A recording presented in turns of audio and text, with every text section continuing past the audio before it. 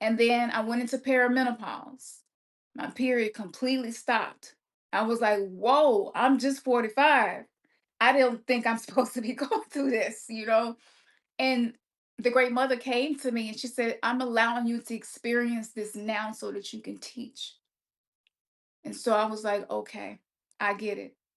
And I was like, well, what do I need to know? And she was like, you need to know that this is your body putting codependency, putting fawning, people pleasing, freezing, flight and fight, survival mode on pause.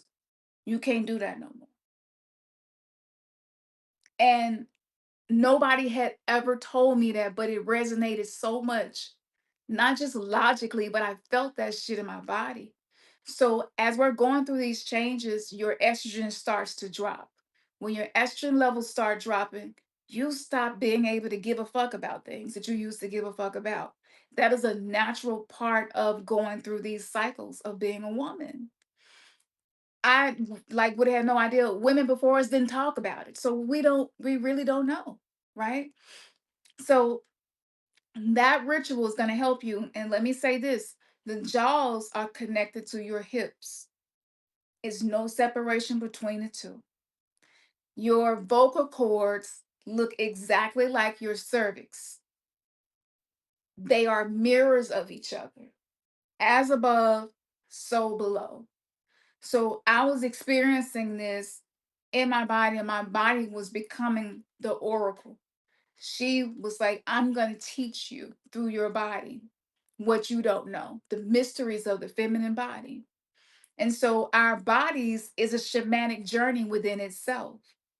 Men don't really have that shamanic, deep underworld journey of their body. They may have lower testosterone levels as they get older, but they don't go through the hormonal things and the deficiencies and having to have a cycle and having to have all these different phases of the cycle and ovulation and luteal, and it all fucks with your emotions and it mess with your mind and mess with your appetite, your energy levels. Like we go through shit that men do not go through, and that's because we are the shamans of the world. Always have been. So when I learned that the jaws is connected to the hips, that's why I added the somatic exorcism ritual that's for the hips. So whatever the women in your family before you were not able to clear, it's for you to clear. The rage that they could not express, it's for you to express. The things that they had to just suck it up and go through got passed down to us, and it sits inside of our hips.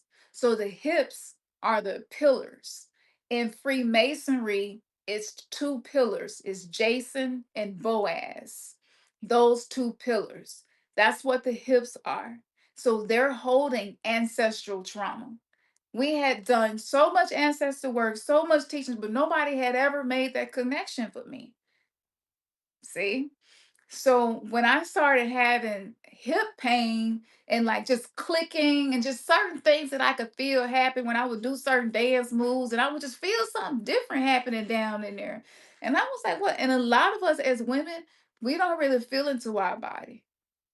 It's almost like we almost feel like we already got so much to do, and the day be over before you know it, and you be trying to get into bed so you got energy to get up and do it again the next day, and you get caught in that loop. And so you're not really scanning into your own body as much as you are supposed to.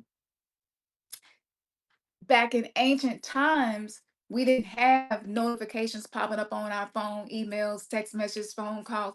So life was slower, and so you could pay attention to what was happening with your body. And so what the goddesses did was, it was Lilith who told me this. She said, when we left Earth within our physical embodiments, after we have incarnated a certain amount of times, what we did was we fragmented ourselves and put ourselves in the mitochondrial DNA. We put messages in your DNA, and it's in your body, and it's stored in your tissues, and every part of your body reflects a part of us. And just hearing that made so much shit make sense. And she said, this is the reason that men will lie, cheat, and steal to try to get access to your garden. And she said, and whether they admit it or not, they know that nothing else in this world can give them that experience. And that just kind of made me take a step back. And I was like, whoa, this kind of sounds like what's happening with Mama Earth. Mama Earth is really special and unique. She has unique resources. But look at how she's being treated, how she's being polluted, and how all of these wars and just this constant conflict is happening. And they were like, now you're starting to get it. So I was like, so the key to going through this ascension process and being able to heal ourselves is what's going to heal our timeline in this reality. She said, exactly. She said, and this is why they try to keep y'all busy. This is why they created a 9 to 5. This is why they were like, oh, the only days that you will get off will be 2 days. And that's the weakest end of the fucking deal. So you're gonna have to, yeah, it's the weak end of the deal. So she was like, so when you have downtime, it's so important. We have to rewire our nervous system while we're in a chaotic system. I had really been hoping that things would change and we would have more time to do things, but time is speeding up, which would made me kind of feel like time went on our side. But Saturn is not a man. Saturn is not Chronos. Saturn is the crone. Saturn is a woman. That's why she got a ring around her. She is feminine. She is a woman and she is protected. She rules over time.